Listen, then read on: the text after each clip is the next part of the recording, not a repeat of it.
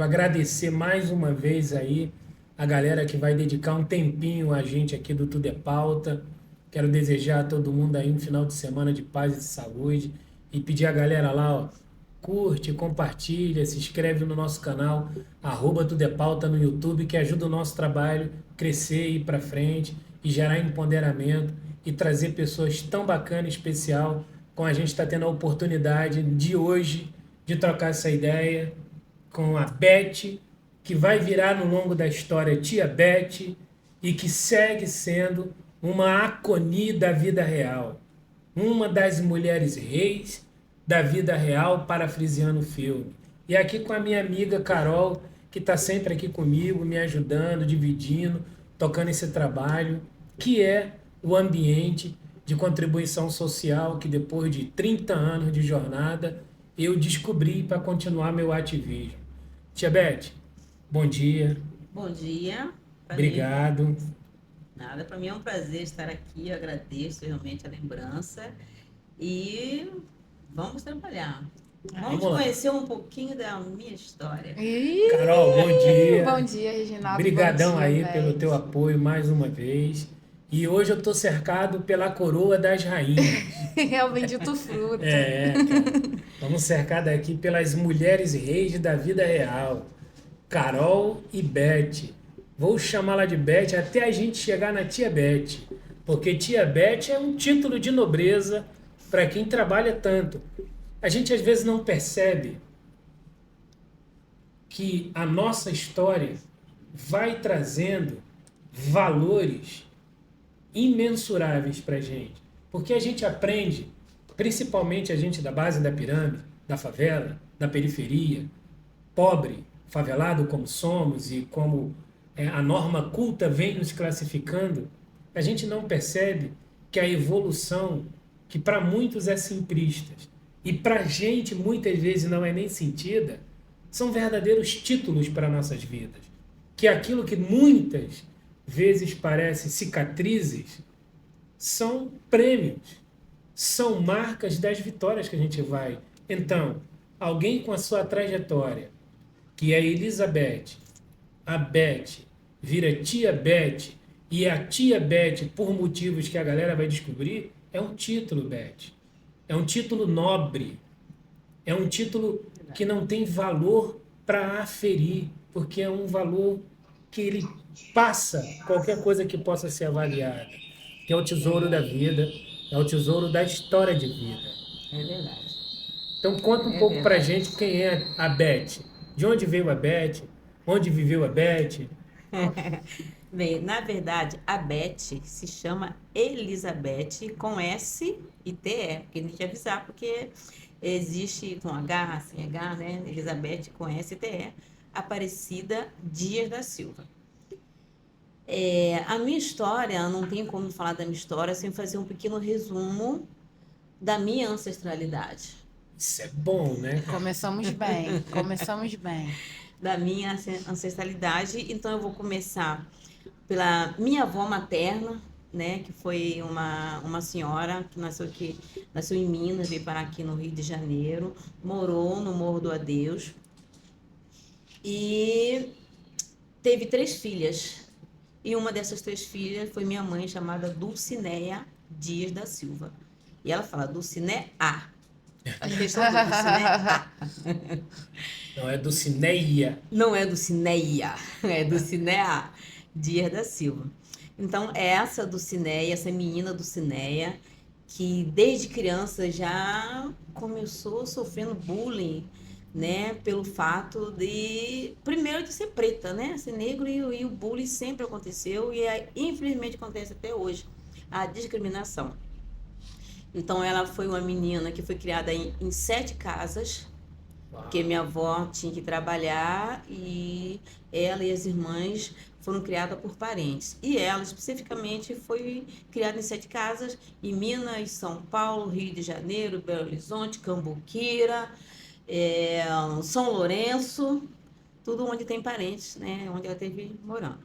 E quando chegou uma certa idade, ela foi morar com uma tia na cidade de Cruzeiro, que precisava dela lá, para ajudar na família. O que acontece? Ela ficou ali até acho que seus 13 anos, não tem uma determinada idade, até que voltou para o Rio de Janeiro. Só que lá, no meio da família, tinha um rapazinho, uma família que vivia brincando. Tem aquela brincadeira, né? Ah, quando você crescer, deixa o seu negrinho casar com a minha neguinha. Então tinha um tio e vivia brincando com ela dessa forma. Então ela voltou ao Rio, acho que seus 13 anos, e retornou com seus 18 anos. Quando ela retornou à cidade de Cruzeiro, esse menino já estava rapaz, ela já moça, e ela se encontrou com ele, e ela estava com uma prima, e você que ele não é fulano, chamava-se Gonçalo, é o nome do meu pai, aquele não é fulano. Aí a prima dela falou assim, é sim.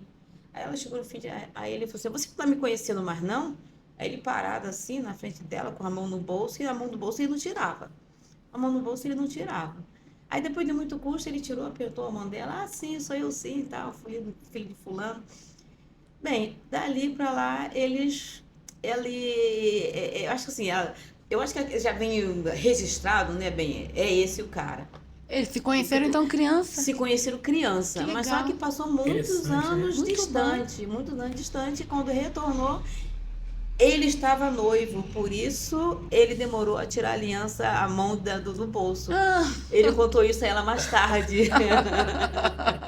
Ele já estava noivo e ia casar com uma filha de Maria, né? Aí dali, né, começaram a namorar e tal, mas aí minha tia chegou para ele e falou assim, ó, você tem que decidir sua vida, né? E ela falou, tem que decidir sua vida, ou lá ou cá.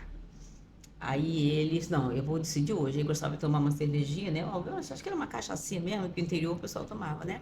Bom, mas aí tomou bom, umazinha. Ainda mais a cachaçinha de lá. Cachaça de Minas, né? Sim, nossa, sim. delícia. Minha mãe sacudia assim, eu fazer rosário, né? Falei, essa aqui é boa. Minha mãe falou, gostava isso. Aí eu falei, eu vou decidir isso hoje. Aí ele tomou lá o golinho e foi até a casa da noiva, desmanchou o noivado. Pra ficar com a sua mãe. Pra ficar com a minha mãe, né?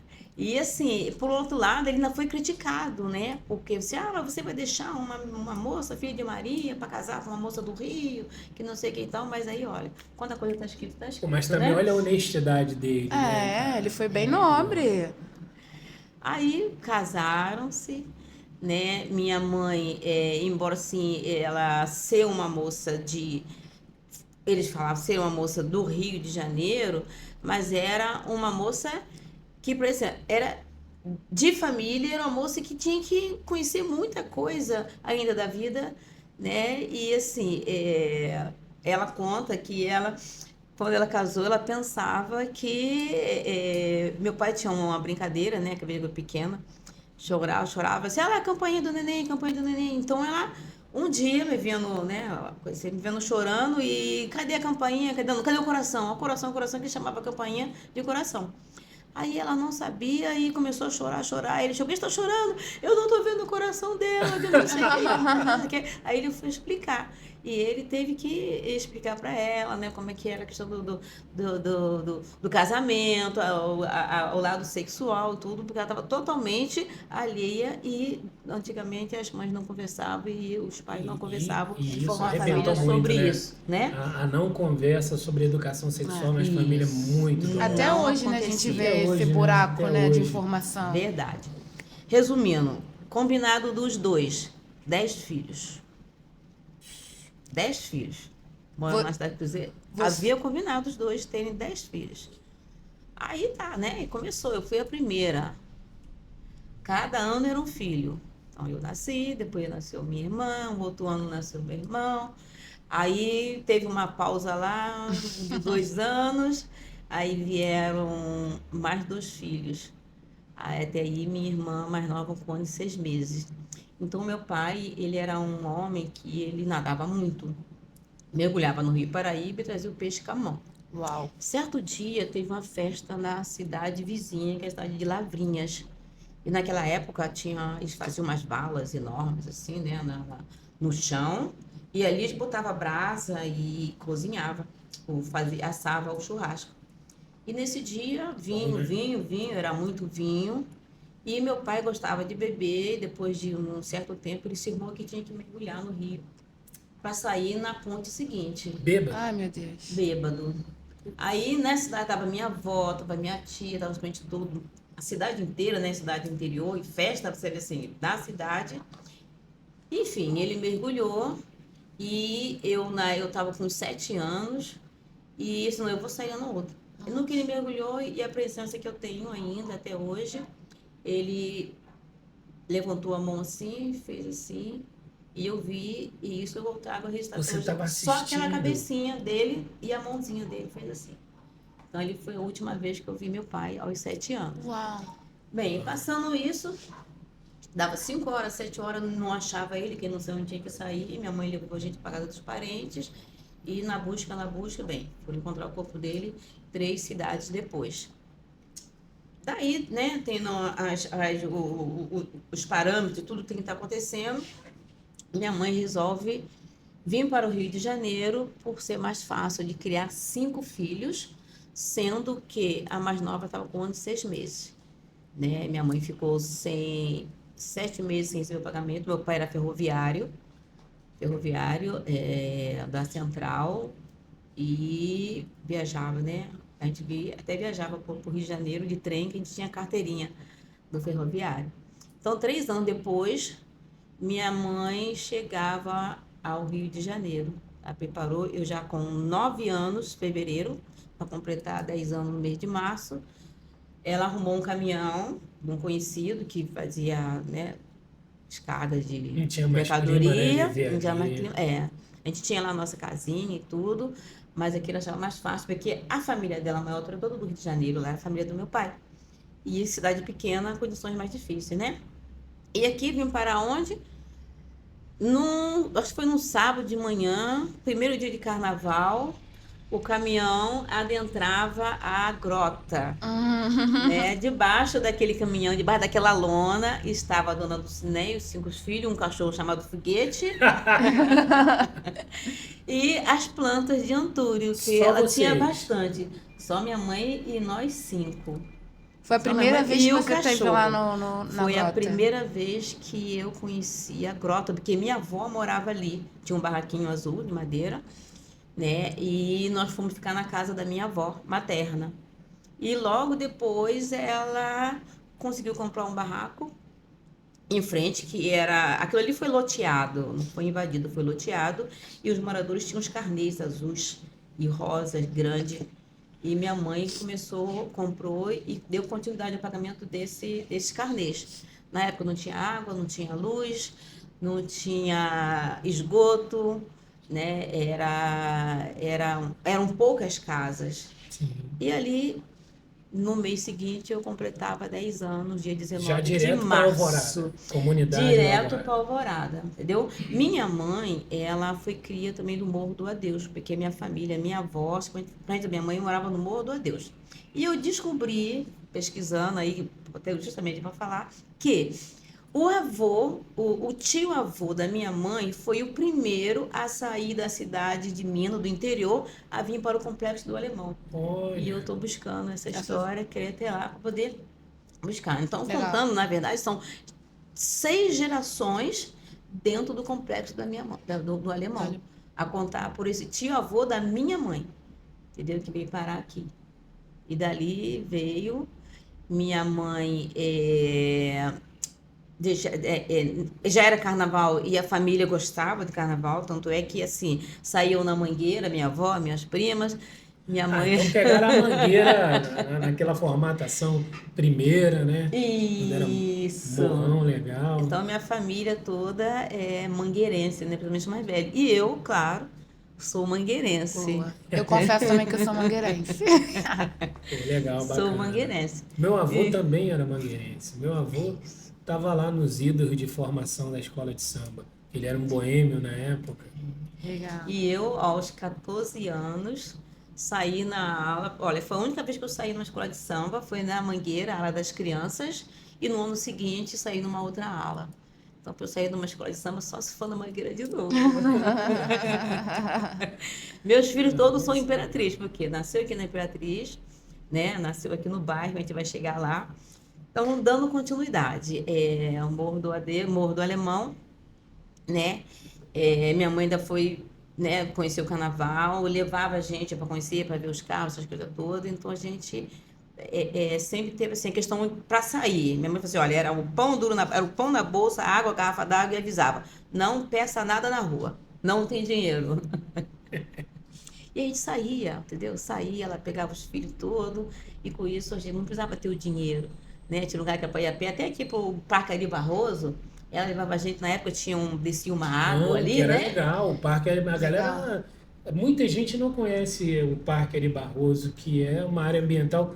O Parque Ari Barroso estaria para o subúrbio brasileiro como Parque Lage, um tipo de Parque Lage aqui no subúrbio. E ele foi muito bucólico, muito bacana, tinha uma botânica muito interessante. Tinha realmente. Então, era para ali que a gente ia, né? Quando não tinha o dia da passagem, fazia a bolsa e passava os dias ali. Entendeu? E isso fica na memória, fiz isso com meus filhos. Bem, passados, e aqui, enquanto criança, eu sempre fui uma menina meia molecada. Eu não joguei futebol, mas eu joguei bola de gude, soltei pipa, subi em árvore, tenho as marcas da infância na canela. Né? Que isso fazia parte, né? Hoje em dia você não vê nem criança com o braço quebrado mais, menina. Brincando na rua, né? Você não vê, todo dia eu vi assim, agora que legal, uma criança tá com o braço quebrado, esse sinal que brinca, né? Porque era muito comum, né? Você vê uma criança, um adolescente, era um braço quebrado, uma perna quebrada, de subir aqui, as crianças quase não brincam mais hoje em dia. Hoje não brincam mais, eu só o dedinho. Hoje é o telefone, né? Infelizmente. Muitas telas. Infelizmente. Então aqui eu sempre gostei de reunir a garotada. Eu fazia minha pipa. Ali na grota, vendia umas varetinhas, vendia papel fino, vendia linha, né? Naqueles vendidos ali eu comprava. Além de eu fazer minha pipa, ainda vendia pipa para os menininhos. Já era uma empreendedora, já. Já estão começando a chegar na diabetes. Comprava aquela cola fedorenta de madeira. Antes eram umas placas assim, não sei se eram umas placas. Tinha que derreter na latinha. Isso, botava na latinha, botava no fogão lá. E tinha todo um processo de produção. Aquilo fedia a casa toda, aquela cola.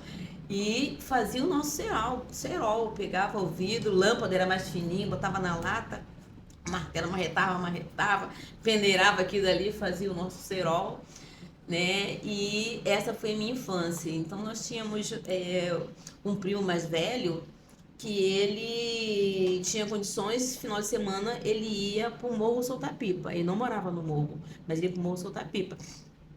E cada vez que ele ia com pipa, ele ia com linha, era o dezinho, tinha o dezinho e o dezão. E fazia aquela coisa para enrolar assim, ó. É assim que a gente enrolava, virando e enrolando a linha. E quando chegava no domingo, uma semana a pipa que sobrava e a linha era do meu irmão. A outra semana a pipa que sobrava e a linha era minha. Entendeu? Fora as minhas latas de bola de gude. Né? Bola de gude, rodar peão, né? Rodava peão. E assim, tanto é que minha mãe achava que tinha alguma coisa errada comigo.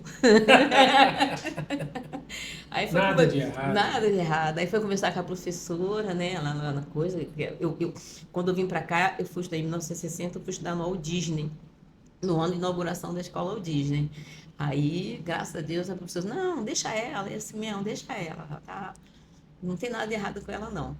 E assim, né, eu comecei, vendia no final de semana, minha tia, irmã da minha mãe, ela fazia umas flores. E essas flores, esses arranjos no final de Natal, a gente andava o morro para vender. E ela dava um trocadinho pra gente. Então, eu subia o Morro do Alemão, andava ali pela Alvorada, ali por perto, Rua das Escolas ali embaixo, era vendendo flores e vendendo picolé. Isso com quantos anos? Isso com 13 anos. Mas as flores eram cultivadas? Não, flores artesanais. Flores artesanais. Entendeu? E isso eu já tinha meus 12 anos, 13 anos. Começo ali da adolescência. Entendeu? Então, o que acontece? Ali na Grota tinha uma fábrica de picolé E minha mãe arrumou para mim uma caixinha de picolé para mim e uma para o meu irmão. Era o picolé do China? Picolé do China? Acho que era o picolé do China. Era o picolé do China. Picolé do China. Reginaldo tá ligado. Ele vendia picolé, gelo seco. Isso, gelo seco. Não se vê mais gelo seco. Não vê mais. Não vê mais gelo seco. Aí era eu e meu irmão, né? O Vicente. Aí ele era muito apavorado. Ó, picolé 10, ó, picolé 10. Não, meu irmão, tem que ir devagar, não é assim correndo.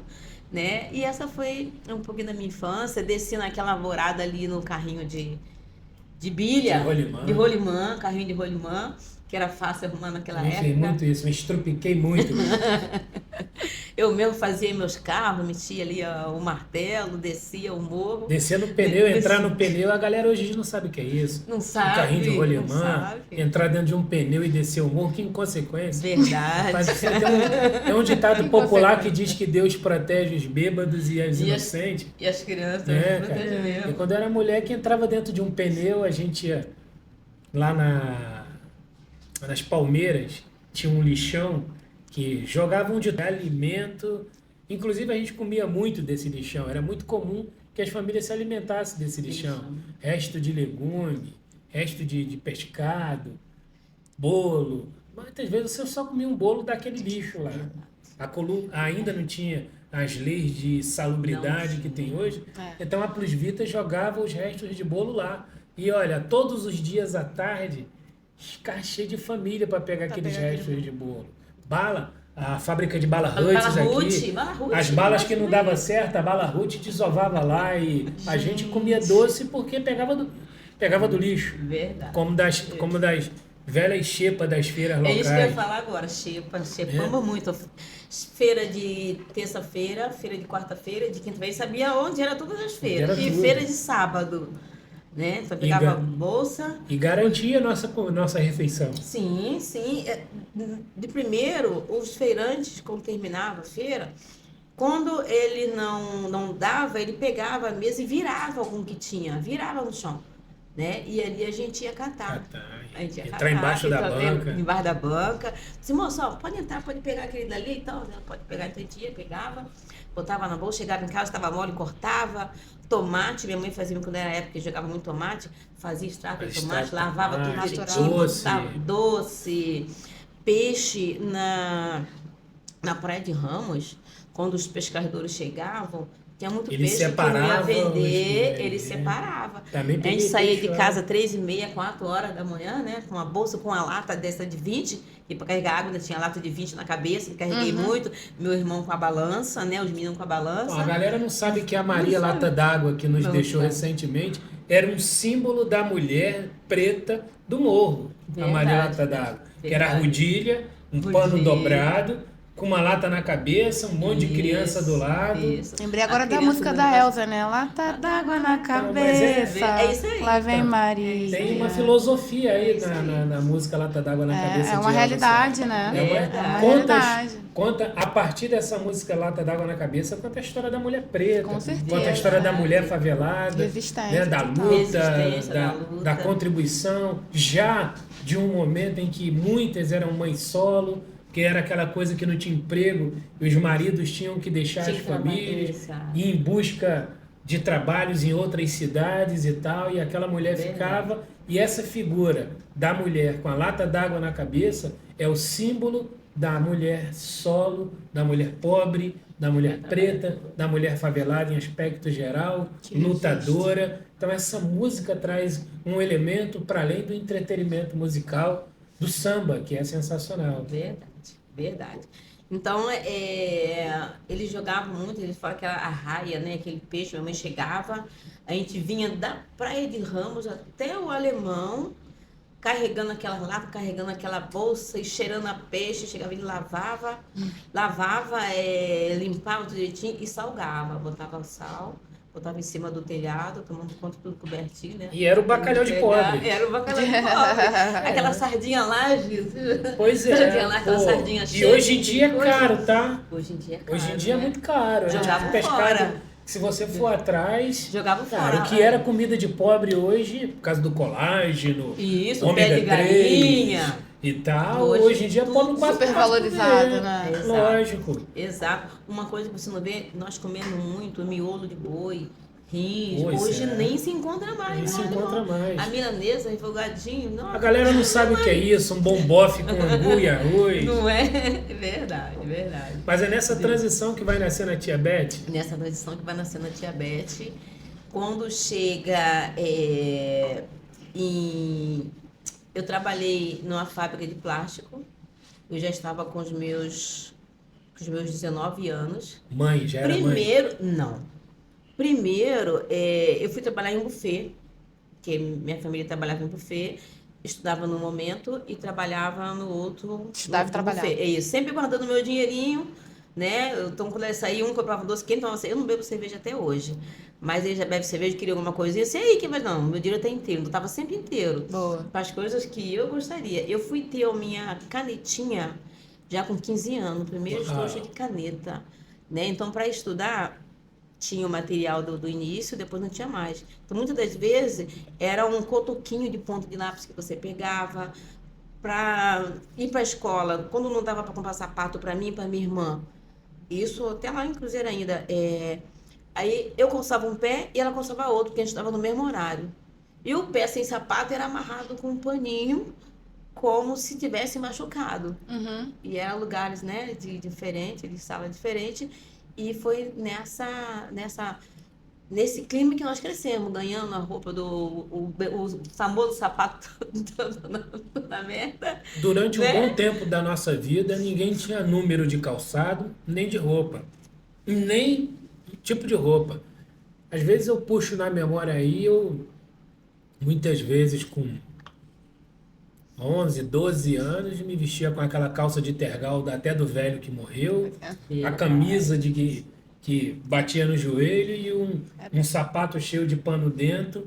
Verdade. Mas se você olhar o estereótipo, a gente parecia mais o palhaço Bozo do que uma criança. Tudo era herdado, né? Tem calça que número, qualquer um. Se dane em mim. Eu tô no pé de uma Pô, veste o quê? Qualquer coisa. Qualquer coisa. O negócio é estar vestido. É isso aí. Nasceu nu, tá vestido. É isso aí. Isso aí. E temos que agradecer a Deus por isso. Minha mãe sempre foi batalhadora. Minha mãe lavava roupa. Então lavava, passava, fazia crochê, comprava coisinhas, brinquedinho para poder vender, né, na feira. Então ela criou a gente assim, não quis arrumar ninguém, que ela não quis botar ninguém dentro de casa, não, vou criar aqui meus filhos. Ainda pegou uma filha, uma menina para criar.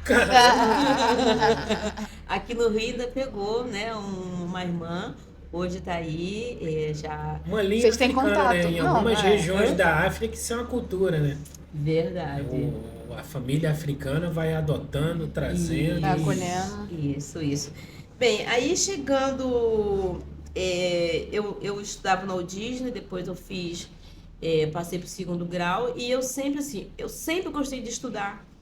Passava na época que os vendedores de livro, eu vivia comprando livro, porque eu sempre tinha um trocadinho, né? Vendia picolé, vendia uma coisa outra, e comprava livros usados. Livreiro de porta em porta. De porta em porta. O sebo. Isso, aí a gente comprava esses livros usados, e quando eu tive 15 anos, já estava estudando na 5ª série, foi quando eu conheci o pai dos meus filhos, né? Através de uma colega, depois de muito tempo ela me perturbar, tem um rapazinho que fala com você, eu não quero saber de ninguém, e eu sempre correndo lá, porque eu não queria saber, não era namoradeira, nunca fui, e não queria saber de ninguém, mas ela perturbou, eu disse, tá bom, vou passar lá, a gente conhece ele. Aí conheci, né? E tal, estamos conversando. E não tinha, foi meu primeiro namorado, né? Eu nunca tinha namorado ninguém. Assim como a sua mãe, né? Que conheceu seu pai depois. Assim como minha mãe. Legal. Né? Aí eu peguei, ele me acompanhou até a porta da escola. Já aí era na hora de eu sair, não? Não, vai chegar lá. Aí, como eu vinha lá da Vila Cruzeiro, que estava estudando lá já, aí me trouxe até a final da Paranhos, aí dali, um apertinho de mão, ele foi pelo cantinho e eu voltei pro meu. Eu fui pra casa, ele até ali. Aí quando foi no dia seguinte, já tava o cara lá de novo, assim, ai meu Deus. Aí quando chegou ali no final da Paranhos, aí rolou um beijinho. Aí o que acontece? eu quis logo falar pra minha mãe, não tinha esse negócio, né, de arrumar namorado na rua e namorar na rua, não. Tinha que falar pra minha mãe, cheguei e contei pra minha mãe. Falei assim, mãe, ó, eu conheci um moço, era assim. Conheci um moço, né, e tal, não sei o que, ele quer vir aqui em casa, depois de uma semana, pronto, tinha que ir na casa da minha mãe. Aí ele foi na casa da minha mãe. E passamos a namorar em casa. Aí ficamos 2 anos de namoro, mais 2 anos de noivado. E eu queria casar na igreja, queria entrar de véu na igreja. Dinheiro não tinha, não. Tanto é que eu fui para a Aparecida do Norte comprar o meu vestido de segunda mão. Aí comprei meu vestido de segunda mão na Aparecida do Norte, onde a gente ia todo ano, porque eu morava lá pertinho. E no dia 19 de março do ano de 1977, eu estava entrando na igreja São Geraldo em Olaria, dia do meu aniversário, às 6 horas, às 18 horas, casando em março. Em março. Casando com o pai dos meus filhos, Daniel Batista. Olha, que legal. O neguinho da Imperatriz. É sambista, baterista, tudo. Uma mangueirense. Ele era Império. Ele era Império Serrano, né? Era um sambista. E assim, casamos. Nessa época eu trabalhava numa fábrica de plástico, fazendo tampinhas, né? Lá Você terminou o colégio quando você conheceu ele? Quando eu terminei o ensino, terminei. E o que acontece? Mas a minha vontade era fazer uma faculdade. Uhum. Mas eu pensei assim, quando eu casei, eu queria ter 3 filhos, mesmo antes de conhecer ele, de conhecer ninguém, na minha mente, eu queria ter 3 filhos. Era um plano de vida. Queria ser mãe. Como? Eu não sei. Então, eu queria ter 3 filhos. Aí, vinha o primeiro filho, né, que é a Daniele. Depois, eu entrei ali no controle por 2 anos. Depois de 2 anos, parei. Agora tá na hora do segundo. Foi tudo planejado. Aí veio o Felipe. Dei uma parada. 2 anos depois, eu parei o remédio, né, anticoncepcional. E nasceu o Leonardo. Quando nasceu, você acabou. Daqui agora não nasce mais ninguém. E nessa época, eu dei uma parada no estudo. Eu havia dado uma parada no estudo. Terminei, né, o ensino fundamental. Só faltava concluir o ensino médio. Aí o que acontece? Eu vou me dedicar a essas crianças, né? Tudo no médio. Quando a menina já estava com seus 8 anos, eu decidi que eu já tinha que voltar a estudar. Né? Aí eu voltei a estudar, deixava as crianças ele em casa, ele saía para trabalhar e fui fazer o normal Quando eu fui fazer o normal, eu já estava trabalhando com as crianças. O que acontece? Quando eu fui mandada embora, quando eu casei, me mandaram embora. E eu voltei na terça-feira para trabalhar, fui chamada no departamento pessoal e estava despedida. Cara. Em casa, mês de março, tal. Aí a vizinha, né, que já faleceu, dona Gessi, virou para mim e falou assim: você não quer ensinar a minha filha, não? Você tá em casa, ensinar ela ali, ajudar ela a aprender alguma coisa? Aí eu disse: tá bom, é a Graciete. Aí com isso, já no mês de abril, eu iniciei dando aula para Graciete, para Lucinéia e Maria de Fátima, que é essa minha irmã adotiva, quando minha mãe pegou ela para criar, eu estava com 13 anos. Né? E o que acontece? Comecei ali, na sala da minha mãe, a dar aula para essas 3 meninas. Quando foi na semana seguinte, já foi chegando uma criança, foi chegando outra criança, foi chegando outra criança. Já não podia mais ficar na sala da minha mãe. Você me diz: o que é que eu faço? Aí eu vou: mãe, eu vou usar a laje da senhora. Aí na laje da minha mãe, tinha essas tábua de 30, sim, né? Que sempre fazendo obra. Eu mesmo peguei martelo, peguei 2 tábuas daquela, fiz uma mesa comprida, fiz 2 bancos, botei criança de um lado, criança do outro e vamos estudando. Isso lá na laje da minha mãe. E foi chegando criança, e a mãe subia para pegar, às vezes descia, carregava a planta da minha mãe ficava pau da vida. E eu comecei a idealizar que eu precisava de um local para mim. Entendeu? Eu não podia ficar incomodando a minha mãe, eu precisava ter um canto. E isso começou a ficar na minha cabeça. Eu tinha que ter um local, comecei a procurar e tal, de uma forma ou de outra. E de forma nenhuma demorei para conquistar um local. Até que, na minha mente, toda vez que eu desci, você vê, o local que eu quero para dar aula tem que ser nesta rua. E vai ser nessa rua, tem pensamento fixo. Tá. Determinação. Subia, descia. E eu não sei que... Tem uma casa que eu passava ali e olhava e eu pensava assim, vinha na minha cabeça, esse aqui vai ser a minha escola, vai ser o meu local. Morava um senhor lá, né? Morava uma família, que aí morreu a senhora, depois morreu um senhor e ficou que eram irmãos. E um belo dia, eu já casada, né? Dando aula lá, aí apareceu lá na casa da minha mãe um senhor com uma chave. Seu Dudu, o nome dele. Seu Dudu pediu para entregar essa chave aqui, que quando ele voltar no morro, que eu não morava mais lá, ele vem buscar a chave. Aí eu olhei para casa da minha mãe, eu olhei para casa do outro. Gente, que chave é essa? Que chave é essa? Assim, tá. Então deixa aqui, porque quando ele vier no morro, ele vai procurar essa chave. Aí eu guardei a chave, minha mãe guardou a chave, e aquilo já veio na minha cabeça assim. Eu ia viajar no final do ano para a cidade onde eu nasci, com o pai dos meus filhos. E eu disse, não vamos viajar mais não, eu vou comprar essa casa. Uau. Ela falou, filho, eu vou comprar essa casa. Não sei como, mas eu vou comprar. Porque eu sempre disse assim, ó, eu não sei como eu vou conseguir, mas eu vou conseguir. Aí falei com o pai do meu estudante, não vai viajar, peguei o dinheiro. Quando ele vier aqui, o dinheiro que eu tiver, eu vou conversar com ele. Aí peguei um emprestado com meu irmão, peguei um aqui e ali. Aí demorou um dia, ele apareceu. Foi bater lá em casa. Ah, eu vim buscar a chave e tal, a gente vai me ver a casa. Eu falei assim, seu Dudu, eu vou ficar com a casa do senhor, mas eu não tenho todo o dinheiro. Eu tenho tanto. Se o senhor aceitar, o senhor leva esse tanto, e quando vier passar o papel, a gente... depois eu vou dando o restante. Aí ele aceitou. Que legal. Ele aceitou, eram 2 cômodos. Era pra ser, então, né? Aquela casa. Era pra ser. Aí o quintal todo, né? Todo deteriorado, tinha 2 pés de abacate, essa coisa toda. Aí passei 1, 2, 3 dias, passava no portão, mas eu não entrei. Eu não conseguia entrar porque eu não acreditava que eu tinha comprado. Aí passava, você vai um belo dia, peguei a chave, assim, eu vou entrar. Aí abri, entrei, ele me deixou uma mesa de madeira redonda, né? Você pode ficar com a mesa. Aí eu disse, tem aqui meu espaço. Né? E ali, nessa época, eu estava terminando a formação normal, porque eu havia voltado a estudar, né? Aí terminei, era o mesmo ano da minha formatura, formação de professor. Era a formatura no final do ano.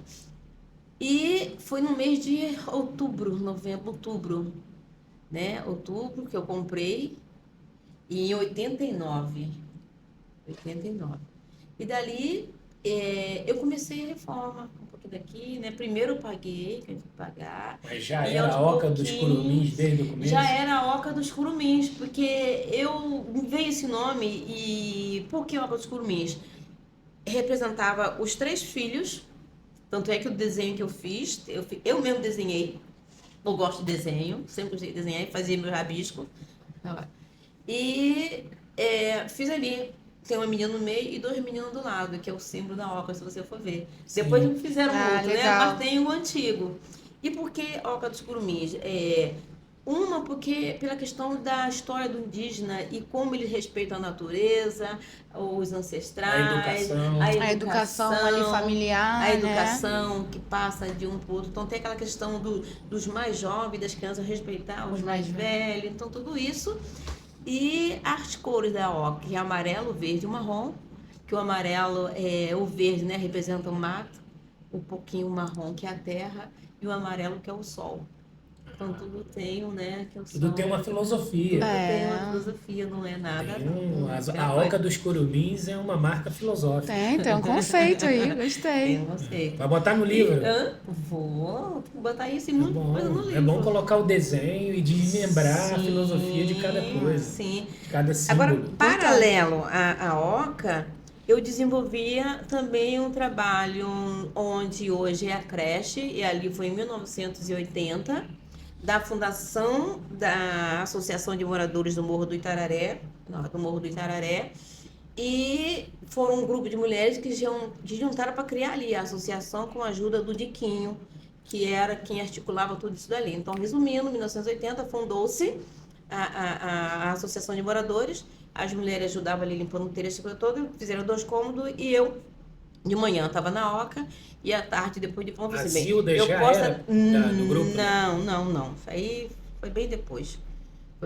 Aí iniciou-se a Associação de Moradores, eu posso atender essas crianças que estão aqui em cima, no alto do morro. Aí de manhã eu estava lá na Oca e à tarde, Na 1 hora, 2 horas, eu ia usando a segunda parte da associação de moradores. E ali eu comecei a dar aula. Que legal. Não tinha janela, não tinha porta. E eu comecei a atender aquelas crianças ali. Falava, né, com as mães, as crianças iam. Quando foi? Isso foi em 80, 82. Quando foi em 82, eu fui buscar um convênio com o Movimento Brasileiro de Alfabetização, que é o Mobral. Que estava englobando, pegando quem trabalhava com criança também queria espaço. E já era feito com a Globo, não? Não. Aí eu fui na região administrativa, uma senhora lá chamada Lúcia, e falei, eu tinha espaço, trabalho com criança lá e tal, você podia dar o convênio pra gente. Aí ela foi visitar e falou assim, olha, a gente não pode no momento fornecer o convênio, porque você precisa pelo menos uma cozinha, né, um banheiro legal. Eu assim, tudo bem, eu vou correr atrás disso, eu vou voltar aqui.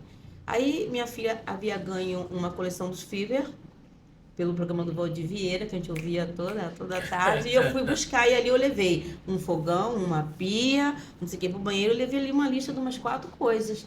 E cheguei lá, né, passei pro rapaz que ia me atender antes de entrar no ar, e falei com ele que eu tava precisando.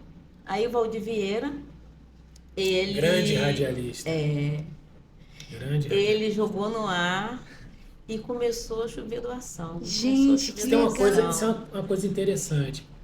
Carol, você que é uma futura jornalista, o rádio ocupou um espaço e ocupa ainda, mesmo com toda a tecnologia, internet, programa, inteligência artificial, o rádio ainda é muito clássico, o rádio ainda é muito presente. Você veja aí a era do Spotify, cara. O Spotify não passa de um rádio melhorado e programado. Mas as rádios e os radialistas tiveram uma importância social muito relevante no Brasil. Tanto uma importância social para a base da pirâmide, para as regiões periféricas de favela, porque eram eles os percussores das grandes campanhas sociais para socorrer as favelas, principalmente nas grandes catástrofes, ou em casos como o seu, né, Tia Beth, que era uma ativista social, tinha uma entidade. Então, muitos radialistas abriam espaço do seu empoderamento, que era gigantesco, o empoderamento. Um radialista empoderado realmente exercia força e poder, inclusive político. A história conta isso. Está aí o João Saldanha, que passou pelo rádio, e tantos outros. Muito importante que o Brasil teve e merece aqui esse nosso momento de lembrança. Sem esse cara, sem essas pessoas, nesse ambiente, o audiovisual de hoje talvez não teria os índices qualitativos que tem. E é muito importante relembrar essas pessoas. E uma história como essa mostra dessa importância que a gente fala agora. E que ainda ocupa até hoje, né? Um bom radialista, uma boa radialista, uma pessoa atrás do microfone, empoderado, fazendo ecos de voz, pode auxiliar socialmente muito. Então, eu passei, acho que a semana toda aí no programa, porque as pessoas ligavam, aí o rapaz anotava. Quando foi no último dia, na sexta-feira, ele me deu aquela lista e falou assim, a senhora tem como pegar tudo? Tudo eu não tenho condições, porque tinha doação de Niterói, Copacabana, tudo que lugar tinha doação. E tinha que ir no lugar, né? Tinha que buscar, né? Tinha que buscar. Aí teve fogão, roupa, bujão, livros. E na época teve uma pessoa que apareceu e deu um caminhão de pedra e de areia. Aí essa pessoa, não sei se na época foi até um político, eu não sei, não me lembro, trouxe até o pé do morro, ali onde hoje é a associação, que não era, que eu fazia minhas atividades até ali embaixo também. Aí eu falei com ele, se o senhor deixar lá no pé do morro, dali a gente se vira. Porque conforme a associação ia fazendo a obra, ia fazendo, a gente ia subindo aos poucos com o material. E assim ele fez, deixou lá, ganhei tinta, ganhei janela, né, ganhei um bocado de coisa. Aí eu cheguei e falei assim, cara, o que eu vou fazer? Aí tem o João, o retratista. Ele era o único que tinha uma Kombi por ali e ele era fotógrafo. Eu cheguei pro João, você pode ir comigo para poder recolher algumas coisas? Você não vou sim, tia Beth. Assim, aí eu nomeei ali algumas coisas e corremos aqui, corremos ali, o que deu para pegar, nós pegamos. Né? Aí preparei, voltei lá na região administrativa, ela veio fazer e concedeu o convênio conosco de merenda fria. E ali as crianças passaram a receber merenda de qualidade. Uau. Era caixas de biscoito, carne seca, que fez toda a diferença, né, para continuidade. Leite, farinha. Eu, quando criança, comi muita farinha com açúcar. Vamos comer farinha com açúcar. Então, assim, foram 5 anos. Até que, em 86, acabou o convênio. Né? Ele não pagava salário, não. Mas ele dava muita capacitação pra gente. Entendeu? E com isso era aprendizado, né? E eu gostava, a gente ia para um canto e para o outro, era festa, o negócio todo. Com isso, 86 acabou, chamei as mães e falei assim, olha, a gente não tem mais merenda, né? Mas a gente vai continuar o trabalho. E tinha uma vizinha, Bernadette, pegava o pratinho das crianças, levava tudo de graça. Na época eu chamei a Leninha, quando consegui o convênio com eles, chamei a Leninha, que era presidente, que era filha do presidente, que era o Joel, né? Quando montou a associação, então a Joel era filha dele, então ela ficava de manhã e eu à tarde.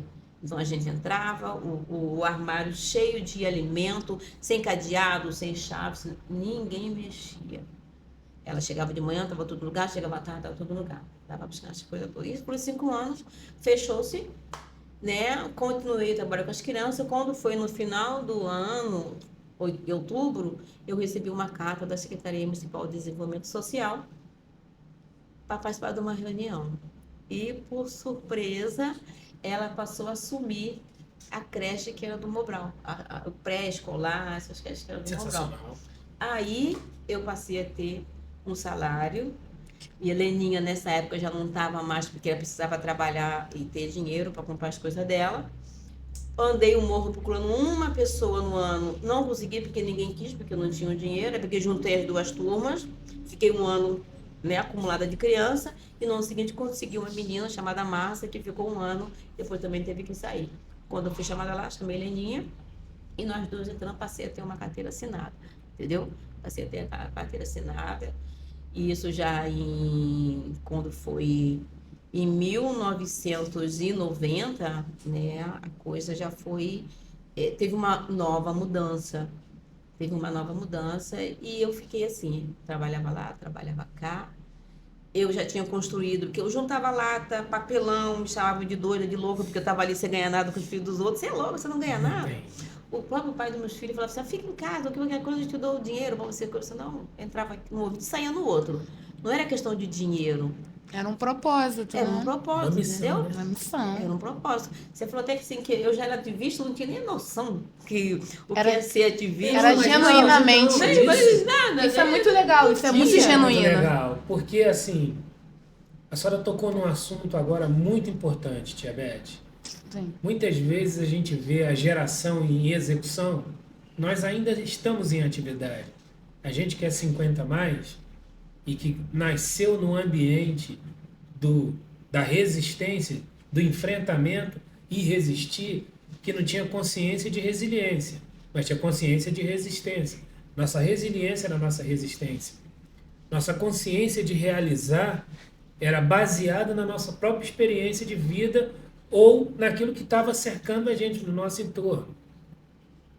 Hoje, a gente ouve muito a expressão ativista e o valor na figura do ativista, mas o ativismo tem um momento fora da literatura culta, fora da escrituração, da academia filosófica, humanitária, fora da ciência culta, porque sempre houveram pessoas para lutar nos biomas. Olha aí o Chico Mendes. Quem disse ao Chico Mendes que ele era um ativista ambiental? Ninguém, mas ele era uma pessoa comprometido com o bioma, com o meio ambiente. Deu a vida por isso. Quem disse a tia Beth no alto do morro que ela era uma ativista educacional? Ninguém. Mas aquilo que você passou e que você via comprometeu você com isso.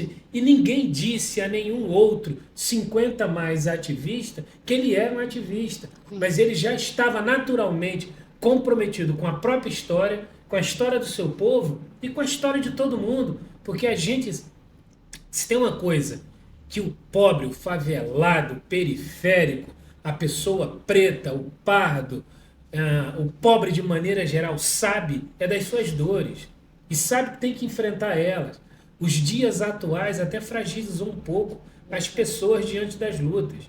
Porque muitas vezes a gente percebe a opção mais pela autopiedade, pelo ostracismo, do que o ímpeto de batalhar, de lutar, de amanhecer o dia e guerrilhar. E o que a gente quer dizer com isso? A Tia Beth, Carol, eu e todo mundo.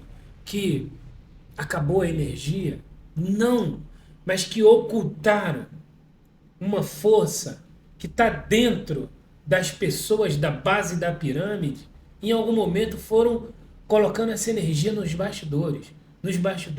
À medida que as gerações que foram chegando foram perdendo essa conexão natural que tem o pobre, o favelado de resistir, de criar, de ir para frente, de encontrar solução aonde não tem solução, de não sentir pena de si mesmo, de não esperar pelo governo, de não acreditar que o capitalismo é o único culpado, o único vilão, mas de ir embora e cegamente ir para frente. Então a gente é dessa geração. Então a consciência literária, culta, cartesiana de ativismo, aqui é outra. Aqui é mais de resistência do que de ativista. E é isso que a Beth, que vira tia Beth, que vira uma mulher de resistência e hoje é entendida como uma ativista social. E não é só no Brasil, né, tia? Não, já teve, não. Diga aí quais foram os outros territórios que nós tivemos a felicidade eles de tê-la presente. Olha, eu já estive... Você não pensava nem em sair do Brasil, né? No mínimo, eu queria conhecer o Brasil. Mas eu estive na Bolívia, La Paz, já estive no Equador, já estive nos Estados Unidos, através de passei 15 dias nos Estados Unidos. E, assim, a gente... Ontem eu estava falando, a gente tem que colocar um propósito, dizer, nós podemos. O morador da favela, ele não é um coitado. Nós não somos coitados. Apenas precisamos da oportunidade. E quando essa oportunidade vem, a gente agarra. Quando eu fui nos Estados Unidos, quando me convidaram para participar, para ir assistir um casamento lá nos Estados Unidos, que era uma voluntária nossa, que fazia um serviço na OCA de voluntarismo. Ela falou assim, ó, eu vou casar, se eu casar lá nos Estados Unidos, você vai no meu casamento? Eu imediatamente respondi, eu vou. Não sei como, mas eu vou. Antes dela ir embora, né, ela me fez essa pergunta. Aí ela foi, não sei se foi 6 meses depois, no ano seguinte, me chegou o convite dela, me convidando para o casamento dela, que foi na cidade de Maine, no norte dos Estados Unidos. Uau! Da hora. Aí, o que eu fiz? Peguei o cartão da minha mãe, lá, comprei a passagem, fui pagando aos poucos, né? O noivo dela era daqui do sul, e lá foi um tour, assim, eu conheci muita coisa. Só que, assim, quando eu viajo para esses lugares, eu quero ir e conhecer onde está o nosso povo. Né? Subir a Cordilheira dos Andes para achar um quilombo lá em cima, quando eu estive em La Paz, e a gente segui ali aquele cronograma. Passei na porta do Brooklyn, não cheguei a atravessar, foi até um Brooklyn, porque eu não estava no roteiro dela, mas eu quero ainda viajar muito, que eu quero conhecer, que eu acho assim, ao meu ver, eu preciso sair para buscar, para trazer. E hoje em dia, a OCA, eu estou com pessoas que eu posso estar confiando para tocar a OCA daqui para frente. Hoje a OCA está aí, nós temos um pré-vestibular, temos o jongo, porque eu estou fortalecendo muito a questão da cultura preta, principalmente a elevação da estima do nosso povo preto, da nossa criança, do nosso jovem. Faço algumas palestras nas escolas e abordo muito isso, a questão do bullying, porque os nossos jovens pretos, nossas crianças pretas estão sofrendo dentro da escola uma questão que não se consegue erradicar. Então, tudo isso eu levo para esse debate, buscando a educação dentro de casa, porque não é todo mundo que vai estar fazendo bullying com o outro e vai estar questionando a sua cor de pele, o seu cabelo. Então, o que acontece? Que uns fazem e outros não, né? Ninguém nasce racista, ninguém nasce odiando o outro. Então, em uma das palestras que eu falo com as minhas mães, que produto você está colocando no mercado?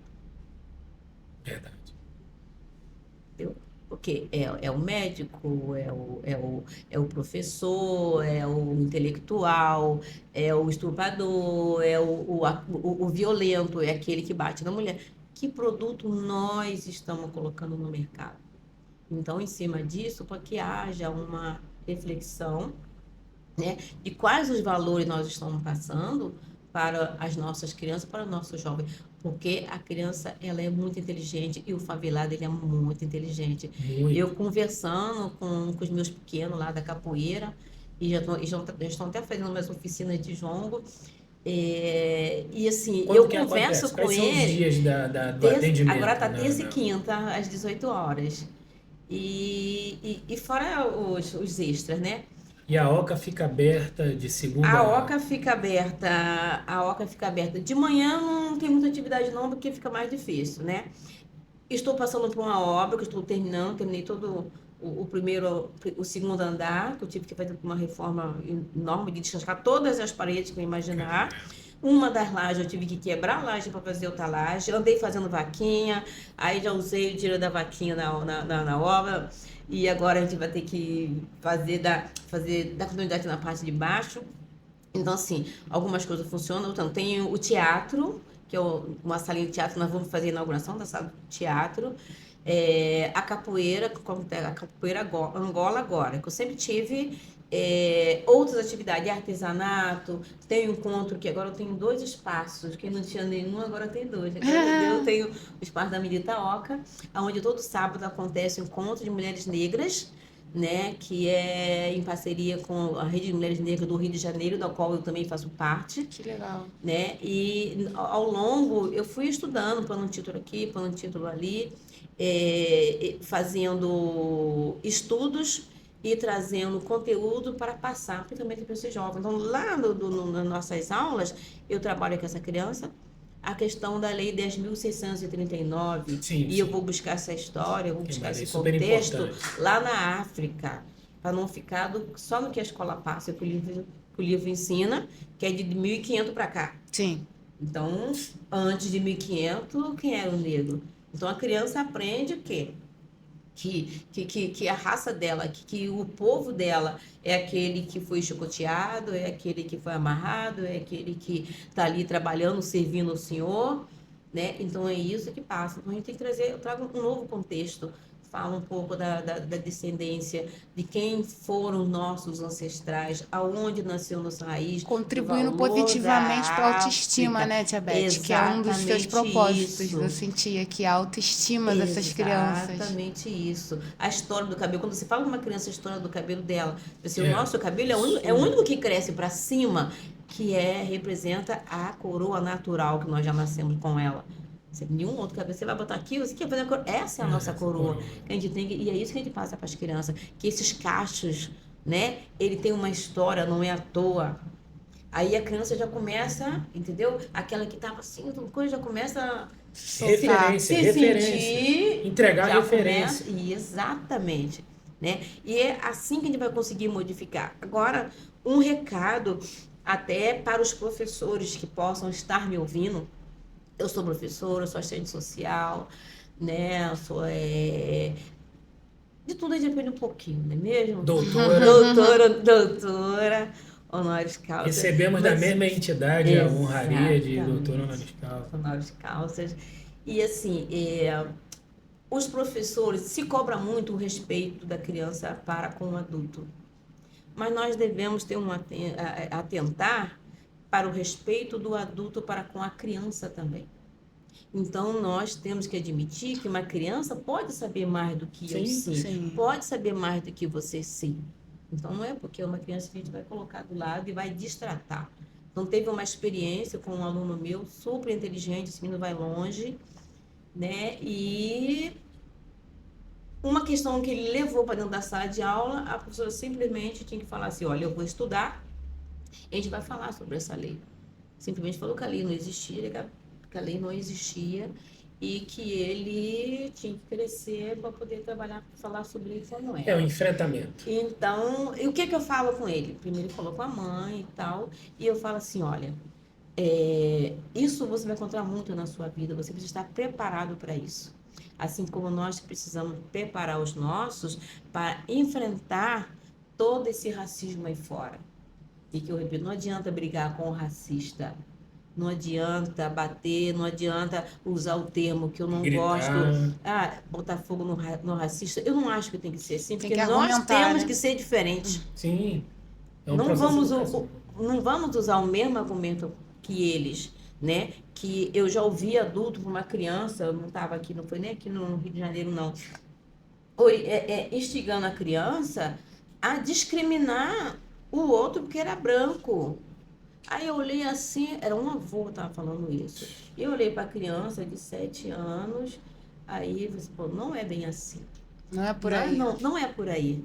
Nós não vamos usar o mesmo argumento, nós vamos preparar essa criança para que com argumento, com inteligência, isso se reverta. Até o ponto deles mesmos sentir vergonha deles. Então, à medida que nós estamos fortes, fazer com que eles comecem a pensar, comecem a agir e comece a vir outros Joãos na vida que vai questionar, que vai colocar, que vai pesquisar, que vai estar com a sua estima tão elevada a ponto de começar a transformar esse mundo e transformar as pessoas. Porque a gente não transforma mundos, não transforma pessoas. Não tem como trabalhar uma educação geral se você não trabalhar a educação dentro da sua casa. Passar valores para essa criança. Então, é um trabalho de formiguinha. Infelizmente, não dá para atender, abranger um número maior, mas esses que estão ao meu redor, que eu estou assistindo, para mim já, quando eu vejo o resultado disso tudo, eu já fico satisfeita. Já é gigantesca. Entendeu? E lá o lema é, quem sabe ensina o outro. Semente, tia Beth, nós somos semeadores e todo semeador não necessariamente precisa de uma fazenda, de longos espaços. Um semeador só precisa aprender a semear assertivamente a semente, para ela germinar e crescer. Assim como foi esse nosso bate-papo, que chega ao fim, e que eu agradeço imensamente a doutora tia Beth, por dividir um pouco da sua história, dividir um pouco do seu tempo. Agradeço a quem pôde estar com a gente durante esse tempo, a você, Carol. Galera, segue, curte, compartilha, se inscreve no nosso canal. Obrigado por estar com a gente. E seja a comunidade preta, seja qualquer membro da comunidade favela, no Brasil e no mundo, as lutas não terminaram. Algumas delas se amenizaram, se arrefeceram, mas as lutas precisam ficar de pé, seja nas gerações em exercício, nas gerações vindouras, as lutas sempre necessitarão de manutenção e com uma linguagem de paz. Obrigado, meninas. Obrigada, tia Beth, arrasou. Valeu, galera.